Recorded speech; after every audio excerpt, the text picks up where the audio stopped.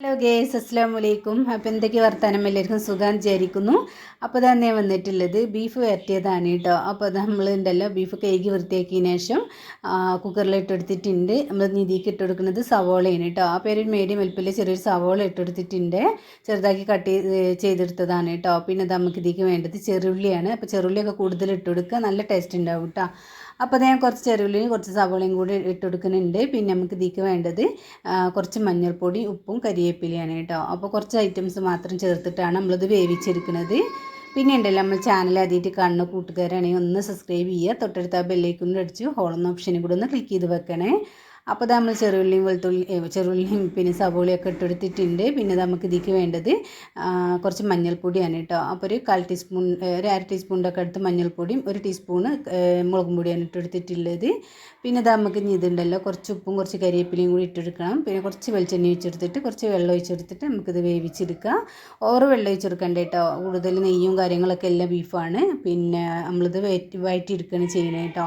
അപ്പോൾ ഞാൻ ഇത് കുറച്ച് കറിയിലാണ് ഉണ്ടാക്കിയെടുത്തിട്ടുള്ളത്. ശരിക്ക് വഴറ്റിയെടുക്കുകയാണെങ്കിൽ ഒട്ടും വെള്ളം ഒഴിക്കേണ്ട ആവശ്യമില്ല. അപ്പോൾ അത് നമ്മളുണ്ടല്ലോ കൈ വെച്ചിട്ട് തന്നെ നല്ലോണം ഒന്ന് കുഴച്ചെടുക്കണം. പിന്നെ മസാലയൊക്കെ പിടിക്കാൻ കണ്ട് നല്ലോണം കുഴച്ചെടുക്കണം കേട്ടോ. അപ്പോൾ ഞാൻ കുറച്ച് മുളകും പൊടി മാത്രമേ ഇപ്പോൾ യൂസ് ചെയ്തിട്ടുള്ളൂ. അപ്പോൾ അത് നമുക്ക് ഇതെങ്ങനെ ഉണ്ടാക്കാമെന്നുള്ളത് ബാക്കിയില്ലേ കാണിക്കാം കേട്ടോ. അപ്പോൾ ഇതാ കുറച്ച് വെള്ളം ഒഴിച്ചെടുത്തിട്ടുണ്ട്. നമുക്കിത് മൂടി വെച്ചിട്ടുണ്ട്. മൂടി വെച്ചിട്ട് ഒരു 3-4 വിസിൽ തന്നെ വരെ വേവിച്ചെടുക്കുക. അപ്പോൾ ഇളയ ബീഫും അതേമാതിരിക്ക് തന്നെ കുക്കറിൻ്റെ വേവും ഒക്കെ അനുസരിച്ച് ഉണ്ടാവും കേട്ടോ. അപ്പോൾ അതായത് ഇവിടെ കിടന്ന് വേവട്ടെ. ആ സമയം കൊണ്ട് നമുക്ക് കുറച്ച് മസാല സെറ്റാക്കി എടുക്കണം. അതിന് വേണ്ടിയിട്ട് ഉണ്ടല്ലോ ഒരു 1/4 ടീസ്പൂൺ കുരുമുളകാണ് എടുത്തിട്ടുള്ളത്. 1 ടീസ്പൂണിൻ്റെ ചോടായിട്ട് വലിയ ജീരകം ഉണ്ടല്ലോ അതും കൂടി എടുത്തിട്ടുണ്ട്. 1 ടീസ്പൂൺ വേണം കേട്ടോ. അപ്പോൾ അതും കൂടി ഇട്ടിട്ടുണ്ടല്ലോ നല്ലോണം പിന്നെ മൂപ്പിച്ചെടുക്കുക. നല്ല മൂത്ത് വന്നതിന് ശേഷം നമുക്ക് ഇതിലേക്ക് മുളകും പൊടിയും മഞ്ഞൾപ്പൊടിയും ഒക്കെ ഇട്ട് കൊടുക്കുക കേട്ടോ. അപ്പോൾ അത് നമ്മൾ ബീഫ് ഉണ്ടല്ലോ അങ്ങനെ ഗ്യാസുമ്മേ വിസിലടിച്ച് വെന്തുകൊണ്ട് നിൽക്കുന്നുണ്ട് കേട്ടോ. അപ്പോൾ ഇതുണ്ടല്ലോ അന്ന് മൂത്ത് വന്നതിന് ശേഷം നമുക്ക് ഇനി ഇതിലേക്ക് വേണ്ടത് മുളകും പൊടിയാണ്.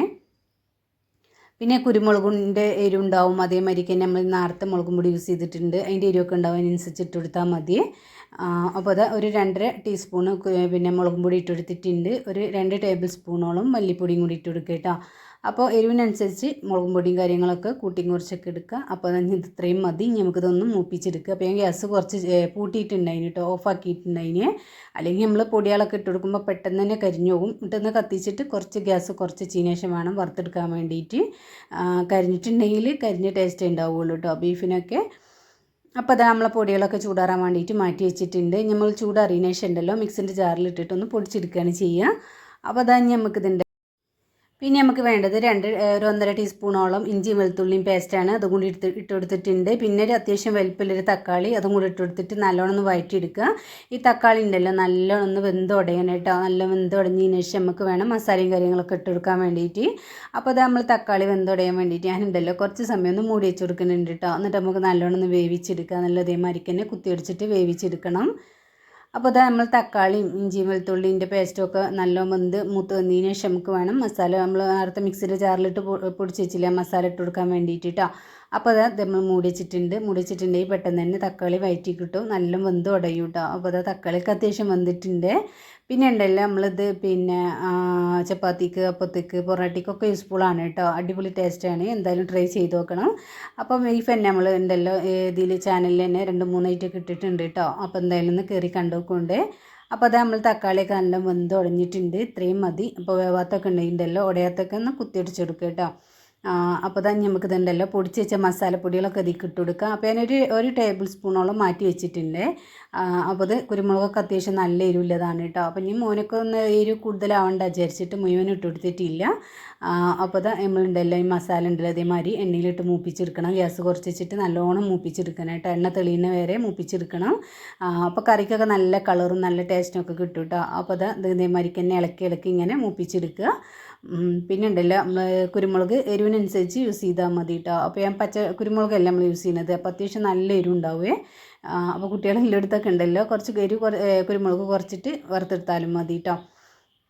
അപ്പോൾ ഇതാ നമ്മളെ ബീഫൊക്കെ ഉണ്ടല്ലോ അത്യാവശ്യം വെന്തിട്ടുണ്ട്. ഇത് പിന്നെ നല്ല മൂപ്പ് കുറഞ്ഞ ബീഫാണ് കേട്ടോ, പെട്ടെന്ന് തന്നെ വെന്തിട്ടുണ്ട് അതിനു. അപ്പോൾ അതാ ഇനി ഇതുണ്ടല്ലോ നമുക്ക് ഉണ്ടല്ലോ കുക്കറിൽ നിന്ന് നമ്മൾ ഈ പാനിലേക്ക് ഒഴിച്ച് കൊടുക്കുക കേട്ടോ. നമ്മൾ ബീഫ് വെള്ളത്തോൽക്കുന്ന തന്നെ കുറച്ച് വെള്ളം മാത്രമേ ഞാൻ യൂസ് ചെയ്തിട്ടുള്ളൂ.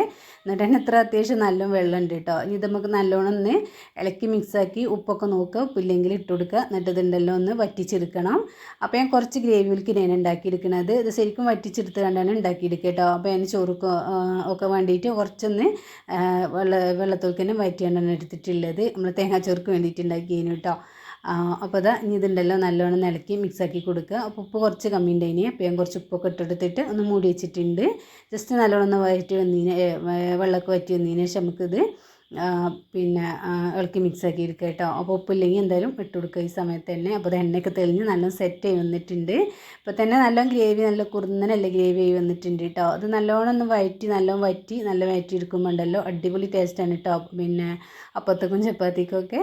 അപ്പോൾ അതാ ഇത് ഇനി ഉണ്ടല്ലോ ഒന്നുകൂടി ഒന്ന് വഴറ്റിയെടുക്കണം. എന്നിട്ട് ഇത്രയും മതി കേട്ടോ.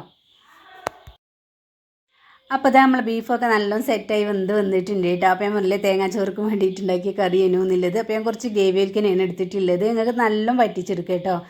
അപ്പോൾ നല്ല കുറുന്നനല്ല ഗ്രേവിയൊക്കെ ആയിട്ടുണ്ടാവും. അപ്പോൾ അത് അത്രയും മതി. നമ്മളിതുണ്ടല്ലോ എണ്ണ ഒന്ന് ചൂടാക്കി എടുത്തതിന് ശേഷം നമ്മൾ ഇതിലേക്ക് 2-3 പച്ചമുളകും അതേമാതിരി തന്നെ കുറച്ച് കരിവേപ്പിലും മാത്രം യൂസ് ചെയ്തിട്ടുള്ളൂ കേട്ടോ. അതും കൂടെ ഇട്ടെടുക്കണം. ഇതൊട്ടും നിർബന്ധമില്ല. അപ്പോൾ ഇങ്ങനെ തന്നെ കറി ഉണ്ടാക്കിയാൽ നല്ല ടേസ്റ്റാണ് കേട്ടോ. അപ്പോൾ ഈ പിന്നെ അവസാനമായിട്ട് ഇങ്ങനെ മുളകും കരിവേപ്പിലും കൂടെ തളിച്ച് പറഞ്ഞിട്ടുണ്ടെങ്കിൽ ഒന്നുകൂടി ടേസ്റ്റ് കൂടുതലായിരിക്കും. അപ്പോൾ ഇതാ നമ്മൾ അടിപൊളിയായിട്ടുള്ള ബീഫ് കറി സെറ്റായി വന്നിട്ടുണ്ട്. അപ്പോൾ എന്തായാലും ട്രൈ ചെയ്ത് നോക്കണം കേട്ടോ ബീഫ് കിട്ടുമ്പോൾ. അപ്പോൾ അത് അത്രയേ ഉള്ളൂ. അപ്പോൾ എല്ലാവർക്കും ഇഷ്ടപ്പെട്ടു എന്ന് കരുതുന്നു. ഇഷ്ടപ്പെട്ടെങ്കിൽ ലൈക്ക് ചെയ്യുക, ഷെയർ ചെയ്യുക, സബ്സ്ക്രൈബ് ചെയ്യുക. പുതിയ വീഡിയോ ആയിട്ട് വരുന്നവരേക്ക് എല്ലാ കൂട്ടുകാരോടും അസ്സലാമു അലൈക്കും.